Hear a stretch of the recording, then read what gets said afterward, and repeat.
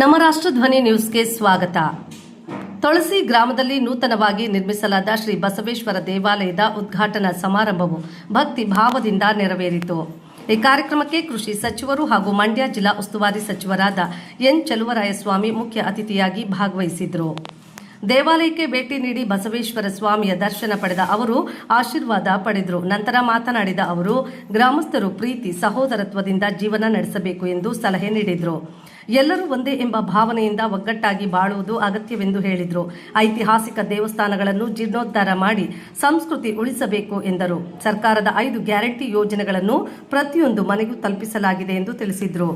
ಸಿದ್ದರಾಮಯ್ಯ ನೇತೃತ್ವದ ಸರ್ಕಾರ ಬಡವರ ಪರವಾಗಿದೆ ಎಂದು ಹೇಳಿದರು. ದೇವಾಲಯದ ನಿರ್ಮಾಣಕ್ಕೆ ಶ್ರಮಿಸಿದ ಗ್ರಾಮಸ್ಥರಿಗೆ ಅಭಿನಂದನೆ ಸಲ್ಲಿಸಿದರು.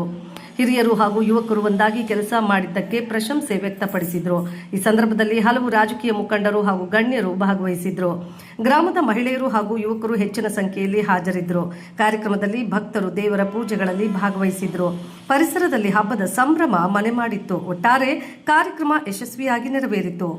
ವರದಿ ಐಕೆ ಮಂಜುನಾಥ್, ಚನ್ನರಾಯಪಟ್ಟಣ. ಕ್ಷಣ ಕ್ಷಣ ಸುದ್ದಿಗಾಗಿ ವೀಕ್ಷಿಸಿ ನಮ್ಮ ರಾಷ್ಟ್ರಧ್ವನಿ ನ್ಯೂಸ್ ಕನ್ನಡ.